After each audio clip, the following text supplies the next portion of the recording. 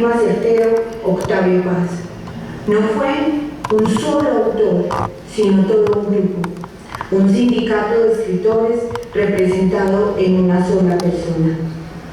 Animado por un ideal de unificación intelectual, Reyes fue un vehemente defensor del cosmopolitismo y de la tradición como elementos fundamentales de la cultura. Reivindica en su legado la voluntad de unificar. Todos lo sabemos entre todos, repitió con insistencia, haciendo eco de Francisco Giner de los Ríos y la institución libre de enseñanza. La unificación no estanca, facilita el movimiento, establece un sistema regular de conexiones. Los distintos órdenes del saber se interrelacionan. Unas disciplinas ayudan a las otras con el propósito de establecer vasos comunicables. Y cuando la inteligencia trabaja como agente unificador, se llama cultura.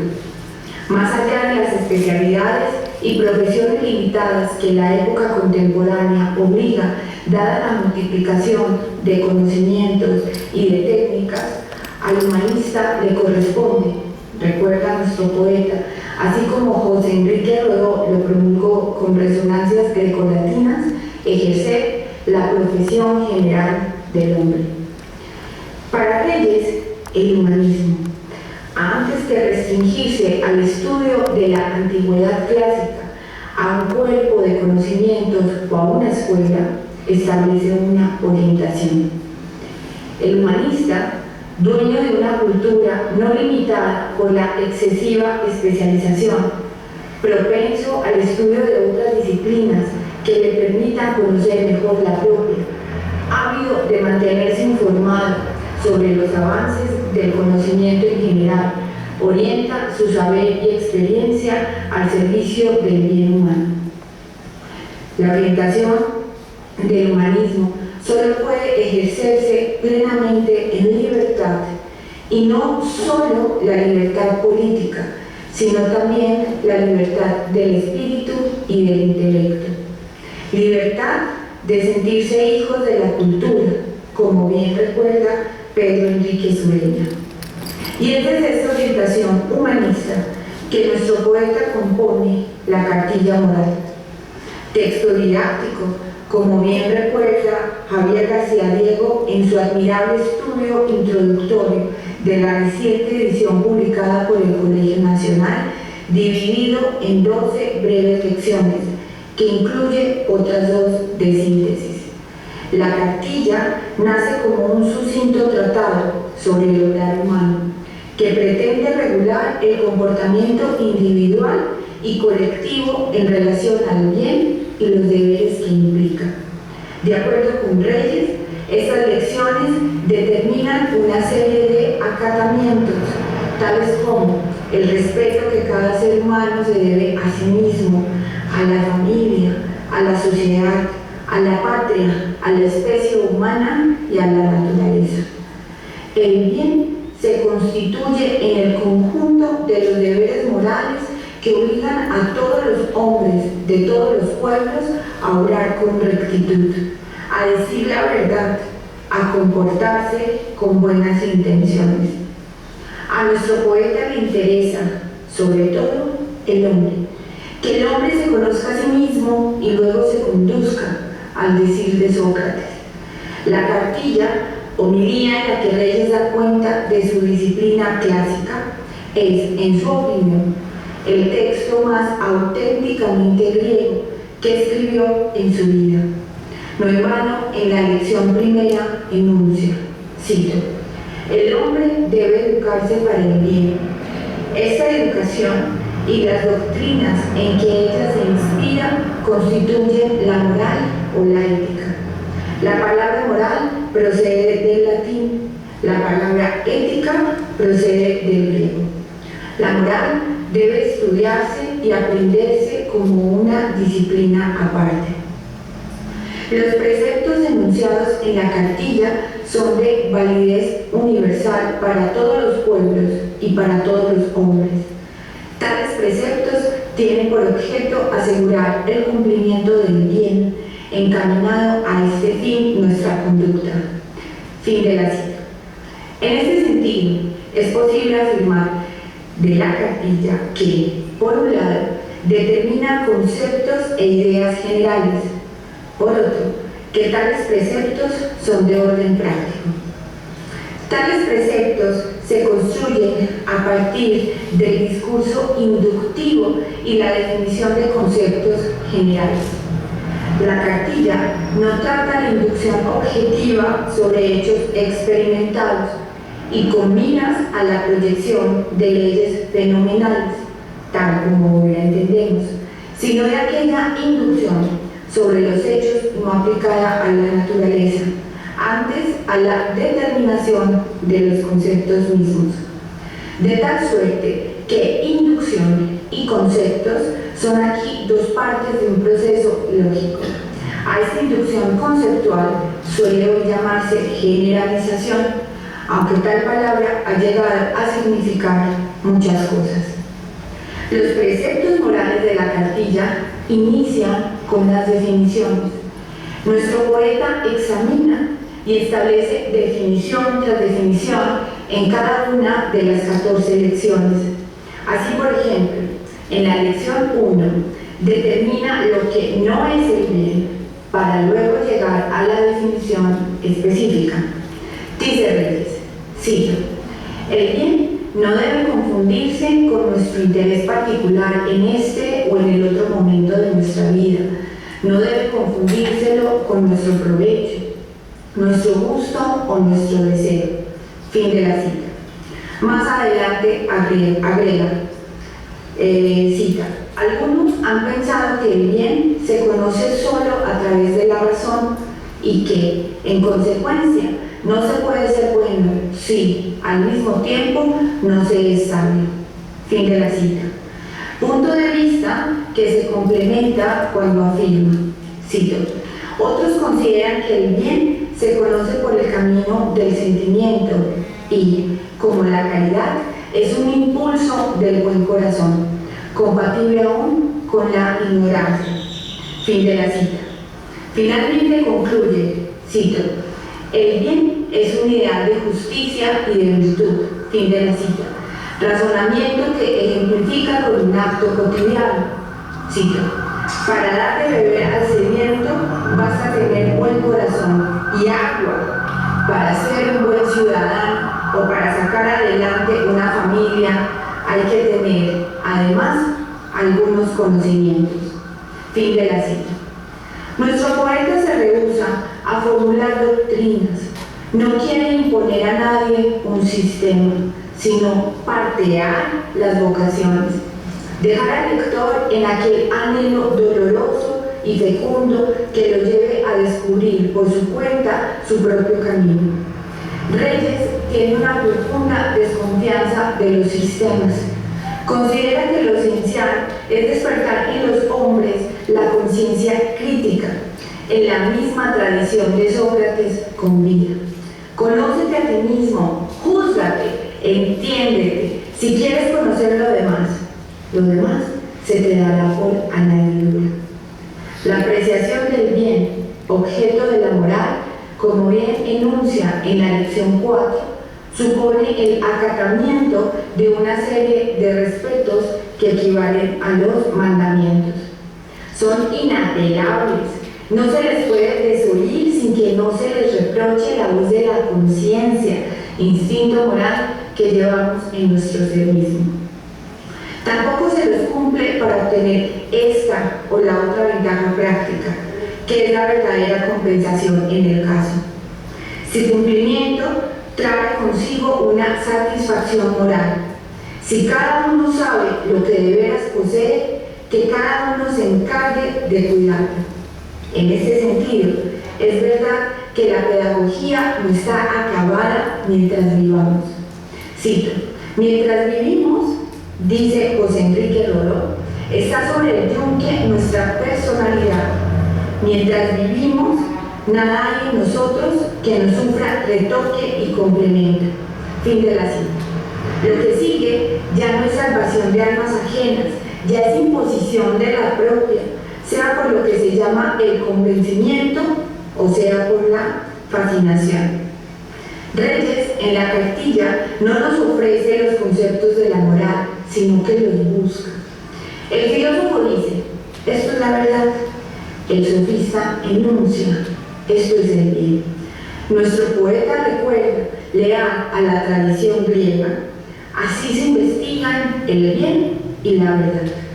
Más que el contenido del saber o de la moral, Reyes enseña la disciplina del pensar moral. La bondad no es para él, como para los sofistas, un conjunto de conocimientos técnico-empíricos que se adquieren por la enseñanza. La bondad solo resulta de una voluntad infatigable hacia el bien. Lo único que puede enseñarse es el camino, el rumbo, el método de la investigación, el recelo contra la mentira propia o ajena, consciente o inconsciente.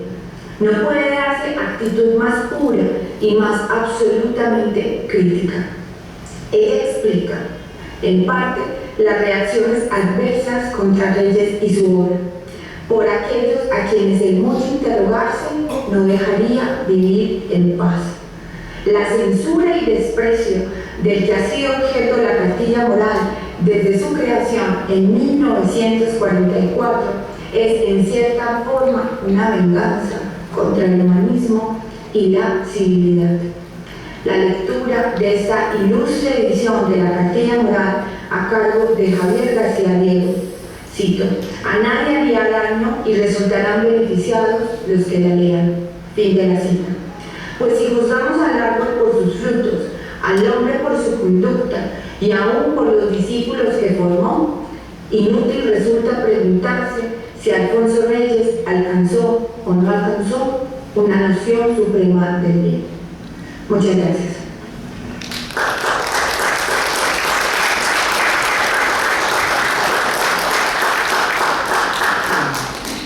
Agradecemos a la doctora en literatura, Carolina Moreno Echeverri, su excelente participación, y desde aquí le mandamos un saludo. Y también quiero mencionar que nos acompaña en la sala la maestra Marilena González, que es la directora de Artes y Exposiciones de la Secretaría de Cultura. Bienvenida. Bienvenidos ustedes también, muchas gracias. Vamos a darle a continuación la palabra al doctor Braulio Olmedo Rocha, en el Instituto de su semblanza. Nació en la Ciudad de México, es arquitecto desde 1980 con estudios en filosofía y matemáticas en la UNAM, maestro en ciencia política y doctor en filosofía en el 2008 por el Centro de Investigación y Docencia en Humanidades del Estado de Morelos. Doctor honoris causa en educación por el Consejo Iberoamericano en honor a la calidad educativa, Premio Iberoamericano a la Excelencia Educativa. Ha sido consultor en el Colegio Nacional, Fondo de Cultura Económica, Alas y Países, Culta, Academia Mexicana de la Lengua. Se ha desempeñado como catedrático de la Escuela Nacional de Antropología e Historia, de la Escuela Nacional de Arquitectura de la UNAM, en la división de posgrado en la Facultad de Ingeniería de la UNAM, en la división de estudios superiores de la Escuela Nacional de Arquitectura de la UNAM, en la PIXA, en IPN, en la Universidad Autónoma del Estado de Morelos, en la Universidad Internacional, en La Salle Cuernavaca, en la Universidad de Brest, entre otras instituciones. Hoy en día es el presidente de la Universidad Virtual Alfonsina y entre sus más recientes publicaciones se cuentan el libro Índice de Mexicanismos, donde él participa junto con José Luis Martínez y Gabriel Said, entre otros autores. Es también el editor de La Guía de Cuernavaca y otros textos, que fue una edición que hizo el Colegio Nacional con el Fondo de Cultura Económica, la UAM, y esto fue en Cuernavaca en 2005. Y quisiera mencionar muy particularmente un libro que nos ha venido reuniendo a lo largo de unos 10 años, cuando en 2009, a propósito del 120 natalicio de Alfonso Reyes, en mayo, que por cierto estamos en vísperas de su natalicio, ¿verdad? Que son 130 años ahora, el 17 de mayo próximo, y en 2009 publicamos este libro en el Instituto de Cultura de Morelos. Es un libro con el que el poeta Alfonso de Aquino inaugura la colección La Sombra del Viajero, que tiene un prólogo muy interesante de Braulio Ornedo y que hicimos en mancuerna con la maestra Marta Quechu Mejía. Pues sin más preámbulo de mi parte, pido un aplauso para Braulio Ornedo.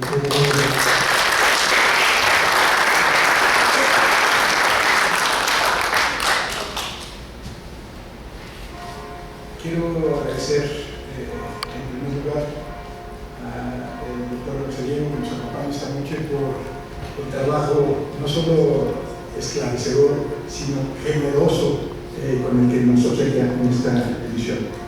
Coincidimos Alejandra Tal y yo en el adjetivo, ambos llegamos a la misma conclusión y no puedo dejar de mencionar. Al Colegio Nacional, a la Secretaría de Turismo y Cultura del Gobierno del Estado por su apoyo para esta presentación y a todos ustedes por su presencia y por su próxima lectura de la cartilla moral que tienen ustedes aquí en entrada como un ejemplar, como una muestra de la colección Opúsculos del Colegio Nacional, que además de la enorme calidad hay que agradecer el bajísimo precio. Por 30 pesos ustedes pueden llevarse en la cartilla moral el día de hoy. Los primeros 75 años de la cartilla moral de Alfonso Reyes, a Javier García Diego, historiador que esclarece. Debemos agradecer al Colegio Nacional y en particular al doctor García Diego, uno de sus destacados historiadores, por la espléndida publicación en febrero de 2019 de la cartilla moral de Alfonso Reyes. Don Alfonso fue uno de los 15 fundadores del Colegio Nacional en la ceremonia realizada el 15 de mayo del 43. El Colegio Nacional es la institución señera que agrupa a los 40 principales sabios de la nación, quienes representan lo mejor de la cultura mexicana. La cartilla moral tiene una larga y asombrosa historia que se inicia al año siguiente, en 1944, y estuvo, cito, marcada por los grandes proyectos que se tuvieron para ella, que devinieron en lamentables fracasos. Libro más elogiado que leído. Hasta hace pocos años era prácticamente desconocido. Nos empieza diciendo en su generoso prólogo el editor, a quien debemos la existencia de este pequeño gran libro escrito en la hermosa y agradecidamente barata colección Opúsculos publicada por el Colegio Nacional. En las próximas fiestas patrias, en conmemoración del inicio de la Revolución de Independencia en México en septiembre de 2019, también podremos conmemorar los 75 años de la redacción de la cartilla moral, texto escrito por Alfonso Reyes en un fin de semana, del viernes 15 al domingo 17 de septiembre de 1944. En su casa, estudio, biblioteca llamada la Capilla Alfonsina, esa especie de piscina olímpica del saber. Ese fin de semana redactó la cartilla moral llamada originalmente Lecciones de Moral. En paralelo, don Alfonso también celebra en ese entonces la publicación reciente, tras una muy difícil edición, de su libro canónico de teoría literaria, el deslinde, prolegómenos a la teoría literaria. Pero esos días está también a la espera de la muy próxima publicación de uno de mis libros favoritos en lo personal, de temática política, educativa y cultural, titulado Tentativas y Orientaciones, incluido en el tomo 11 de las obras completas. Finaliza además los detalles para la segunda edición de Su Higiene Cruel y tiene listos para copiar en limpio 4 libros más: Astillas, a lápiz, Los trabajos y los días y La Vega y el Soto. Todo esto sucede a pesar de seguir convaleciente de un resfrío adquirido por los ciclones del Golfo, en que septiembre ruge y la nubada crece. Le reconforta recibir con cierta fundada esperanza las noticias de la toma de Bruselas y la entrada en Amberes y París de las tropas de los aliados en el frente europeo. Estas actividades, consignadas en su diario, acontecen en el mes de septiembre de 1944. Recordaré más adelante algunas actividades previas a ese fin de semana patrio en la vida de don Alfonso, actividades aquecidas un mes antes, en agosto del mismo año.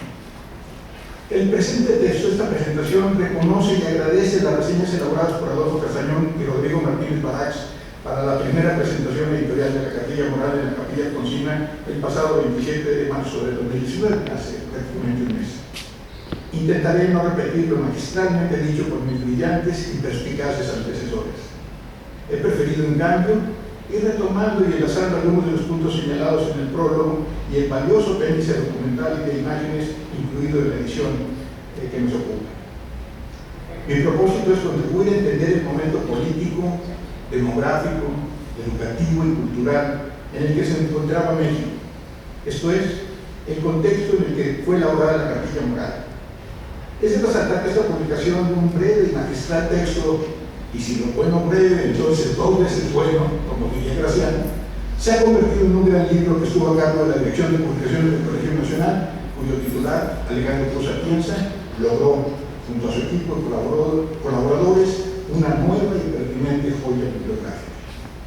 El momento político. En la violenta jornada electoral del 7 de julio de 1940, resultó electo y a partir del 1 de diciembre tomó posesión como presidente de México el general Manuel Ávila Camacho. En 1914, antes de cumplir los 18 años y siendo estudiante de la Escuela Nacional Preparatoria, Ávila Camacho decidió incorporarse a la lucha armada en el proceso de la Revolución Mexicana. Pronto se destacó en una ascendente carrera militar que lo llevó desde muy joven a formar parte del Estado Mayor del general Lázaro Cárdenas del Río, entonces comandante de la 21ª Zona Militar en Michoacán en el año 1920. Fue entonces que el general Cárdenas propone el ascenso de Manuel Ávila Camacho a coronel. Posteriormente colaboró con él en diferentes momentos, hasta que del 1 de diciembre de 1934 al 30 de noviembre de 40, el general Cárdenas fue presidente de México. Ávila Camacho lo acompañó desempeñándose en primer lugar como oficial mayor de la Secretaría de Guerra y Marina en 34 y posteriormente ya en su gabinete como titular de la apenas creada el 25 de octubre de 37 Secretaría de Defensa Nacional. El presidente Cárdenas lo asciende previamente al grado de general de división para cumplir con los requisitos de ley. El general Ávila Camacho fungió como titular de la Secretaría de Defensa Nacional de 36 a 39. Se separó del cargo para convertirse en el candidato a la presidencia de la República postulado por el Partido de la Revolución Mexicana, antecedente inmediato del Partido Revolucionario Institucional, que sería fundado al finalizar el periodo presidencial de Ávila Camacho en 1946. Al general Manuel Ávila Camacho se le recuerda como el presidente caballero por su carácter afable, conciliador y pacificador. Primero por sus acciones durante la Guerra Cristera, pues a diferencia de otros militares, no fusilaba ni colgaba a sus prisioneros, prefería buscar la amnistía.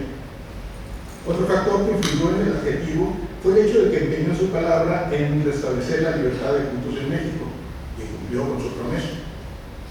Era un militar sui generis, pues buscaba evitar la violencia siempre que fuera posible. Su carácter era sereno y procuraba el diálogo para la reconciliación y pacificación del país. Fue el último de los generales emanados del movimiento armado revolucionario en ocupar la titularidad del Poder Ejecutivo y entregar el poder a un civil y universitario, el licenciado Miguel Alemán Valdés, a quien consideraba un espíritu afín desde que se encargó de dirigir su campaña presidencial. Pero Ávila Camacho, en materia de creencias, fue el primero y el único de los presidentes en declarar de manera pública ser católico. Esto sucedió en la entrevista concedida al periodista José Cayetano Valadez en la revista Hoy, publicada en su número el 1 de septiembre de 1940. Cito: ser católico no es ser clerical ni fanático. Soy católico por origen, por sentimiento moral. Los comunistas no colaborarán en mi gobierno. Las ideas comunistas no han encajado, no pueden encajar en México. No soy socialista, soy demócrata. Declaró el general Ávila Camacho, empezando a tomar distancia del presidente en funciones. El presidente electo reveló sus creencias religiosas en aquella semana de entrevista apenas 2 meses antes de tomar posesión de la presidencia. Con esta declaración se empezó a establecer una nueva correlación de fuerzas políticas en el país. Es menester señalar como inicio del clima político que la mañana del 10 de abril de 1944, el presidente Ávila Camacho, al llegar a sus oficinas en Palacio Nacional, sufrió un atentado por parte de un teniente de artillería de filiación sinarquista, José Antonio de Alambre Rojas, de 31 años, que murió un par de días después al ser herido intentando escapar y aplicando la ley fuga. El presidente Caballero logró salvar la vida gracias a que usaba un chaleco antibalas. Curiosamente, el presidente había propiciado pocos meses antes la formación de un partido político como expresión del movimiento sinarquista. Sin embargo, ciertos grupos lo veían todavía como un enemigo. En la administración del general Ávila Camacho se crearon diversas importantes instituciones como el Instituto Mexicano de Seguro Social, el Instituto Nacional de Cardiología y el Hospital Infantil Dr. Federico Gómez. El momento demográfico.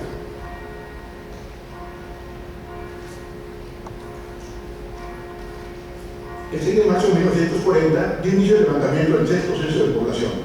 La población total registrada para esa fecha fue de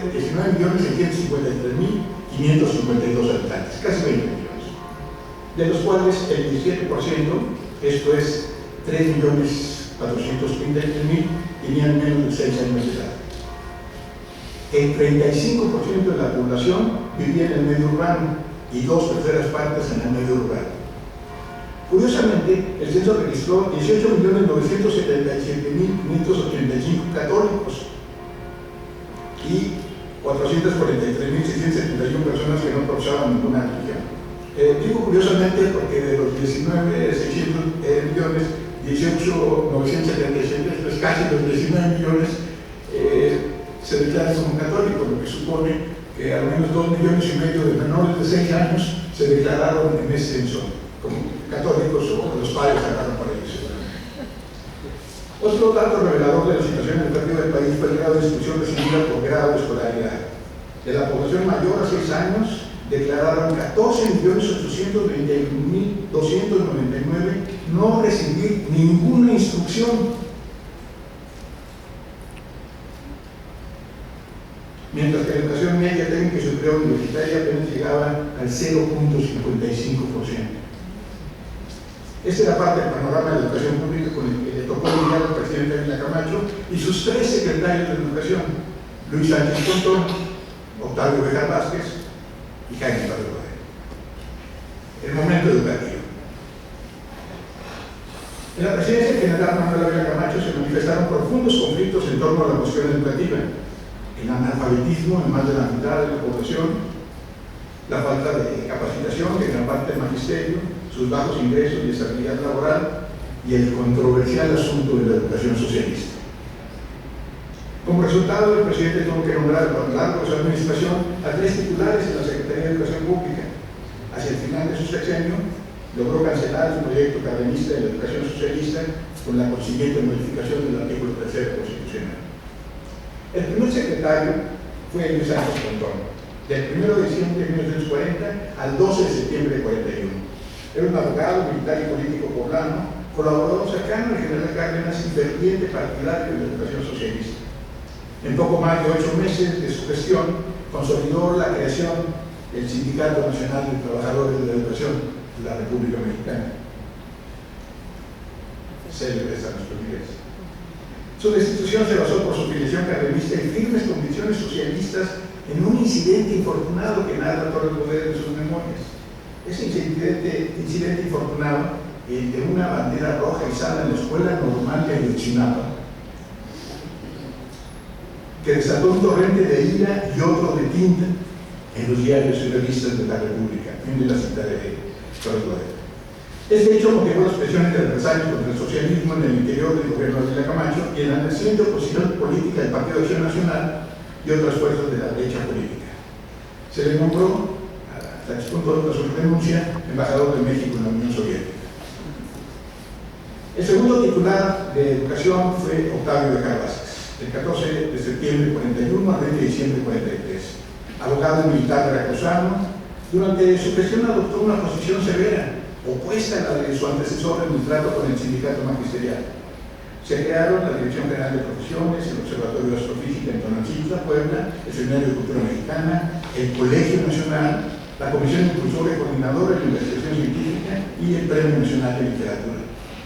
Dejó el cargo ahora por presiones del sindicato magisterial que se quejaba de su trato autoritario, aunado a una dificultosa intervención quirúrgica que minó su salud a finales de 43. Sorpresivamente, fue nombrado años después secretario general del Partido Popular Socialista, a pesar de que él no profesaba esta ideología política. El tercer titular de la SED fue el gran poeta y sagaz político Jaime Torres Bodet, del 24 de diciembre de 43 al 30 de noviembre de 46. Fue como intelectual y escritor parte sustantiva de ese brillantísimo grupo, llamado por ellos sin grupo, ese grupo generacional de los contemporáneos. Jorge Cuesta, Enrique González Rojo, José Celestino Borosquiza, Salvador Novo, Gilberto Owen, Carlos Pellicer, Jaime Torres Bodet, Javier Villarruel, entre otros brillantísimos escritores. Los contemporáneos fue un título que era primero un ensayo y posteriormente dio nombre a una revista. Torres Bodet poseyó una valiosa experiencia para el cargo, pues fue nombrado sucesor de Manuel Toussaint como secretario particular de José Vasconcelos, primer titular de la SED. Durante la creación de los primeros años de la Secretaría, bajo la presidencia general Álvaro Obregón. A la salida de Vasconcelos continuó trabajando un tiempo en la SED como director general de bibliotecas. Torres Bodet recuerda el hecho de sus memorias. Cito: hasta entonces, mi colaboración con José Vasconcelos en la Secretaría de Educación Pública había tenido el carácter de una aventura de hombre de letras. Fue, dada mi juventud, una especie de curso de ampliación universitaria. Ese curso de ampliación universitaria rendiría sus frutos 2 décadas después. Un barco de casco inmenso y motor casi imperceptible. Una de las primeras tareas en las que se ocupó Torres Bodet por encargo del presidente durante los primeros meses de su gestión como titular de la SED fue la preparación de la ley de emergencia, en la que se sustentaría jurídicamente la campaña nacional contra el analfabetismo. El lunes 21 de agosto de 44 se promulgó la ley junto con un discurso radial a la nación del presidente. A partir de entonces, el secretario, apenas a los 8 meses de su nombramiento, se ocupó de, cito, organizar el lanzamiento de un barco de casco inmenso y motor casi imperceptible. De los casi 20 millones de habitantes del país, poco más de 16 millones tenían más de 6 años, y de entre ellos casi 9 millones no sabían leer ni escribir. De la población mayor de 6 años, el 91%, casi 15 millones, declaró no recibir ningún tipo de instrucción. Dicha ley de emergencia establecía que todo mexicano mayor de 18 años y menor de 60 que supiera leer y escribir tendría la obligación de enseñar a leer y escribir a cuando menos otro habitante analfabeto mayor de 6 y menor de 40. La SED procedería a imprimir 10 millones de cartillas para la enseñanza en la lectura y la escritura en español, a través de la campaña nacional contra el analfabetismo. Si bien la base ética de la ley era la obligación de cada mexicano letrado en enseñar al menos a un compatriota, las condiciones materiales dejaron ver pronto las dificultades para instrumentar esa responsabilidad a nivel individual.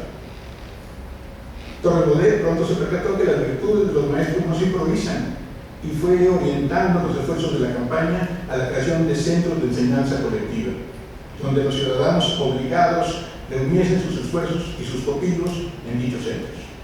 Para estos millones de ciudadanos mexicanos, escribió Torres Bodet en sus memorias. Para ellos, para sus compañeras, para sus hijos, íbamos a editar por millones una cartilla. ¿Qué mensaje podríamos transmitirles en esas páginas, dedicadas principalmente a ejercicios sencillos de identificación de letras, formación de sílabas, integración de palabras cortas en frases breves e inteligibles? La bondad, el valor, la voluntad del progreso, la confianza en la libertad, el amor a la patria y la solidaridad con todo el género humano son fuerzas laicas insobornables. Sin embargo, con la savia de aquellas fuerzas tendríamos que nutrir el mensaje moral de nuestra cartilla. ¿Cómo hacerlo entender a sus redactores? Realizamos varios intentos, todos estériles. Se me presentaban textos bien editados, pedagógicamente correctos, pero fríos, inertes y demasiado sumisos a una sola técnica de enseñanza, o la tradición, o, al contrario, la modernidad globalizadora. Urgía una cartilla de tipo ecléctico que sirviese tanto a los profesores recién salidos de alguna escuela normal cuanto a los espontáneos de la enseñanza, inhábiles y bisoños, pero deseosos de cumplir el deber que la ley de emergencia les prescribía. Por otra parte, convenía que algunas lecciones de la cartilla, las que figurasen en sus últimos pliegos, iniciaron un diálogo cívico, el que estimábamos necesario para robustecer la unión de los mexicanos. Seguí buscando entre los maestros y di, por fin, con una mujer que advirtió claramente mis intenciones. Escribo su nombre aquí, no sin gratitud. Es el de la profesora Dolores Uribe. Ella y la profesora Carmen Osgaya Rivas tomaron a su cargo la preparación de la cartilla. Fin de la cita. A lo largo de las memorias de Torres Bodet, la cronología no siempre es lineal y por tanto explícita, aunque sí mantiene, casi siempre, esa intención en el orden narrativo. Queda manifiesta la preocupación del poeta Torres Bodet acerca de los valores morales que se deberán transmitir a los alfabetizados: la bondad, el valor, la voluntad de progreso, la confianza en la libertad, el amor a la patria y la solidaridad con todo el género humano. Pero, ¿cómo compaginar y hacer comprender estos elaborados conceptos a un lector incipiente, recién alfabetizado y de muy baja comprensión lectora? ¿Será esta la diferencia que le hace temer a Reyes que la cartilla alfabetizadora y su cartilla moral estaban dirigidos a dos tipos distintos de personas? ¿Será que por esta razón Torres Bodet guarda total hermetismo en torno a la no publicación y no da respuesta a Reyes sobre el texto solicitado y luego no publicado? En los párrafos anteriores de la cita extensa de las memorias de Torres Bodet encuentro referencias al proceso previo de gestación de la cartilla alfabética, documento necesariamente anterior a la solicitud de un breve texto de 2 o 3 páginas que acompañaría las lecciones de la cartilla alfabética, petición que fue formulada por el secretario de Torres Bodet a su amigo Alfonso Reyes a través de José Luis Martínez Rodríguez, en ese momento secretario particular de la titular de la SEP. Si mi observación fuera correcta, entonces las correcciones hechas por Alfonso Reyes a la cartilla alfabética, y que tan nervioso lo ponían, los son el trabajo realizado por las profesoras Dolores Uribe y Carmen Osgaya, quienes fueron las autoras de la cartilla alfabetizadora, la que es enviada posteriormente a Reyes junto a la solicitud del texto de lo que será su cartilla moral. Por lo tanto, los comentarios de Torres Bodet acerca de textos bien meditados, pedagógicamente correctos, pero fríos, inertes y demasiado sumisos a una sola técnica de enseñanza, no se puede referir a la cartilla moral de Reyes, pues su redacción sería posterior a la confección de la cartilla alfabetizadora que le mandaron a don Alfonso ya terminada.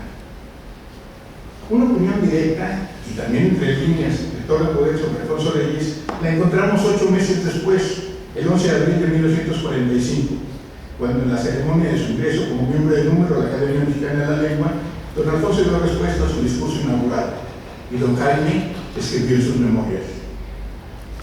Me contestó Alfonso Reyes y su respuesta fue magistral, como su persona, bondadosa pero furtiva, cálida pero reservada, con la miel de consejo en los labios ávidos y con no sé qué reticencias en el fondo del corazón.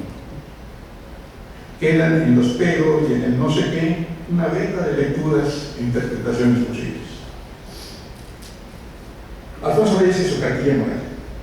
El domingo 20 de agosto registra el aniversario del nacimiento de su padre, el general Bernardo Reyes, y parece no recordar con precisión el de su madre, ayer o mañana. Pasa muy buen rato conversando en la casa de campo de Daniel José Villegas y anota en su diario, cito: envidio su casa de campo y casi sufro de no poder acabar mis años en un lugar parecido. Fin de la cita. El lunes 21 de agosto es promulgada la Ley de Emergencia Base Jurídica para iniciar la campaña nacional contra el alfabetismo, punto de partida de la historia de la cartilla moral. Ese lunes 21 de agosto del 44, Reyes anota en su diario un mensaje de Alfonso Caso recibido en la víspera, el recién nombrado rector de la Universidad Nacional y hermano de su entrañable amigo Antonio Caso, 13 años mayor que su hermano Alfonso. Don Alfonso escribe sobre su tocayo y flamante rector. Sí, debiendo quitar a Julio Jiménez Ruelas de Filosofía y Letras, porque tomó partido decidido en los últimos disturbios, me ofreció la dirección de esta facultad. Le hice ayer que no llenaba los requisitos por él mismo puestos y le di las gracias.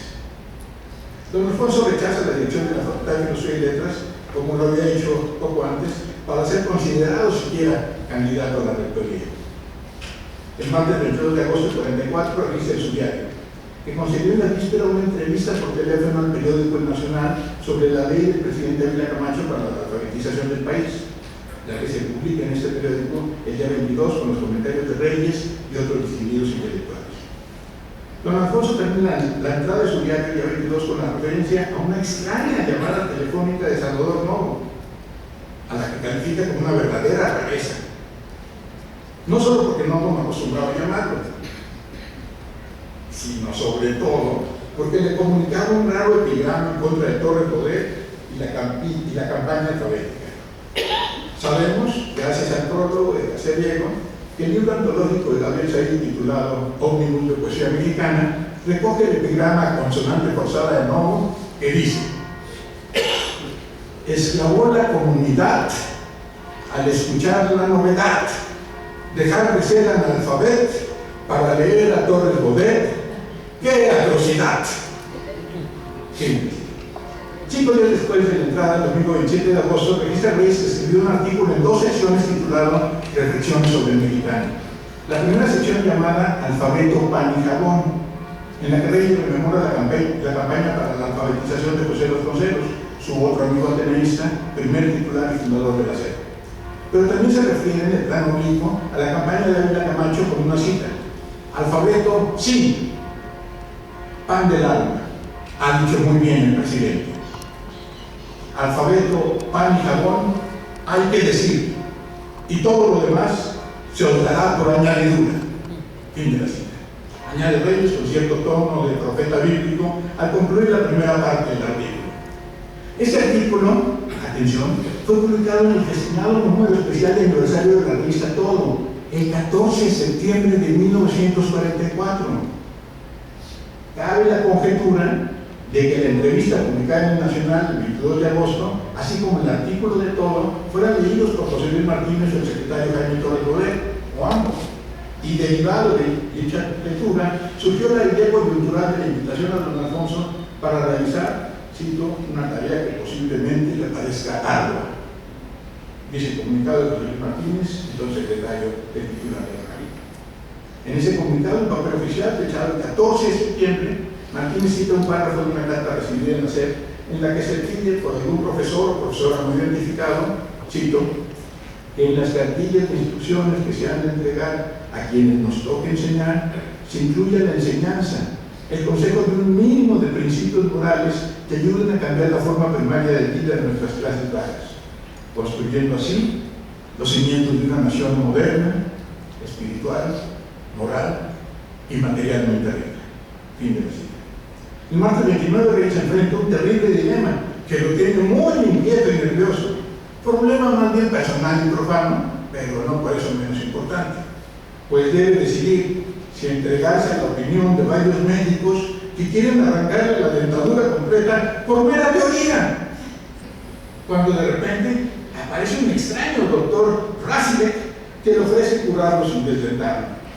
Al día siguiente por la mañana visita el Instituto de Biología Aplicada de Rasilek y tiene la impresión de entrar a la cueva de los misterios, donde lo someten a extraños rituales. Ya no regresa por la tarde a esa cueva para terminar con los estudios clínicos pendientes. El jueves 31 de agosto tiene un motivo de júbilo, pues había publicado el primer ejemplar de su extraordinario libro sobre política, educación y cultura internacional, titulado Tentativa y Orientaciones. Es el segundo libro publicado por él este año de 1944. En la entrada del lunes 4 de septiembre anota que el fin de semana del viernes 1 al domingo 3 de septiembre lo pasó en Cuernavaca, en la tibieza vegetal donde se amata el seno filosófica mesura. En su dulce retiro de Cuernavaca, a la que se llega por la perdida senda, por donde han ido los grandes sabios que en el mundo han sido. Su querida Cuernavaca, donde se reúne con Fray Luis, con Góngora y con Homero, en la plaza del Jardín Juárez. También se encuentra a veces con un misterioso cónsul inglés, a quien mira beber mezcal sentado frente al kiosco diseñado y donado por Eiffel, en ese pequeño pero frondoso jardín donde se escucha el sinfónico trinar de las sobratas en su vespertina carabina. Las reflexiones de Reyes y el arduo trabajo para corregir ya pruebas su artículo Reflexiones sobre lo mexicano, que publicaría en su número de aniversario de la revista Todo, En la entrada correspondiente al viernes 15 de septiembre registra don Alfonso lo siguiente: la Secretaría de Educación Pública me invita a escribir las lecciones de moral para las cartillas de la campaña del alfabeto. Para el sábado 16 relata que junto con su esposa Manuela y la mayor de sus nietas, Titis, Alicia Reyes, escucharon el grito por radio y Titis vio llegar su cumpleaños a medianoche. Concluye la nota del día: estoy escribiendo ya las lecciones de moral para la cartilla alfabética. Fin de cita. El domingo 17 de septiembre 44 inicia la entrada diciendo: acabé la cartilla moral. Llama a José Luis Martínez para mostrarle lo hecho y constatar si corresponde a las expectativas del secretario Torres Bodet. José Luis Martínez le comenta en el plano más bien personal que pronto se casará con Amalia Hernández, la coreógrafa y años después fundadora del Ballet Folclórico Nacional. Al final de la entrada, del martes 19 de septiembre, consigna don Alfonso en su diario: de noche, José Luis Martínez me envía la cartilla alfabética y le hago un par de reparos que quedó de bulto. Primero, el orden académico de las vocales. Segundo, la omisión por descuido de la U. En efecto, el orden o desorden de las vocales usado en la cartilla alfabetizadora era I, U, E, O, A. Además de que faltaban los acentos en las mayúsculas, los dos puntos, paréntesis y comillas. Tantos errores y erratas, limpias y omisiones ponen a don Alfonso nerviosísimo. Al inicio del registro del método del 20 de septiembre dice un atribulado don Alfonso: no duermo pensando en los errores de la cartilla alfabética. Muy de mañana voy a despertar a José Luis Martínez, a quien comunico mi inquietud por lo mal que está este proyecto. Yo ando con los nervios de punta. Me siento nerviosísimo. Poco después, José Luis pasa por el colegio y me recoge mi cartilla moral y las dos lecciones resumidas. A ver si le sirven de algo. Sí.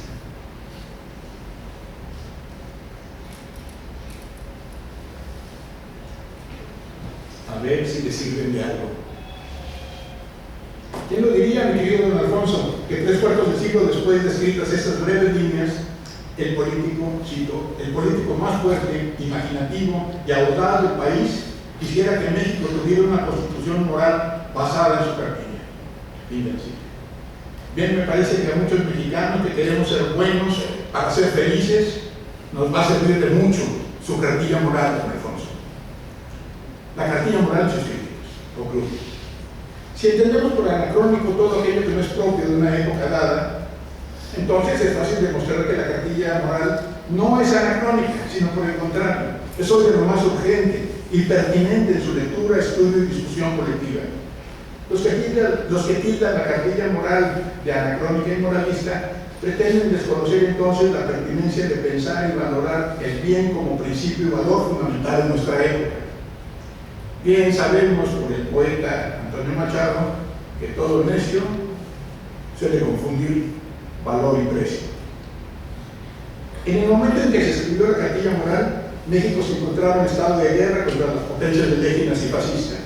Más aún, para los mayores de 30 años en la época, permanecían frescos los recuerdos de las atrocidades cometidas en la guerra civil revolucionaria y luego en la guerra cristera.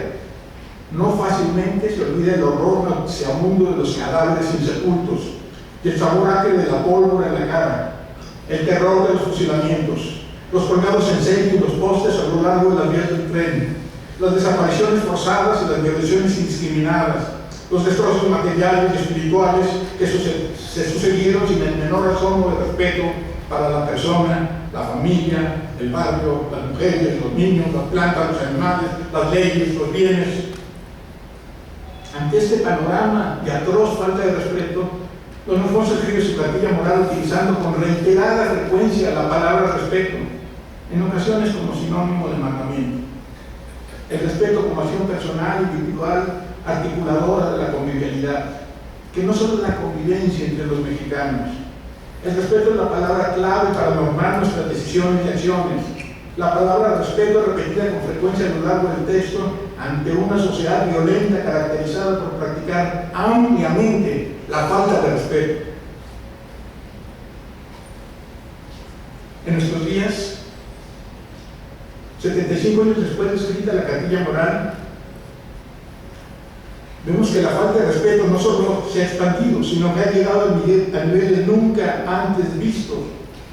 Hoy podemos observar cada día en las calles de nuestras ciudades decapitados, desmembrados, infanticidios, rematados, despellejados, torturados, balaceados, levantados, desaparecidos, violaciones, feminicidios, así como un torrente atroz y cotidiano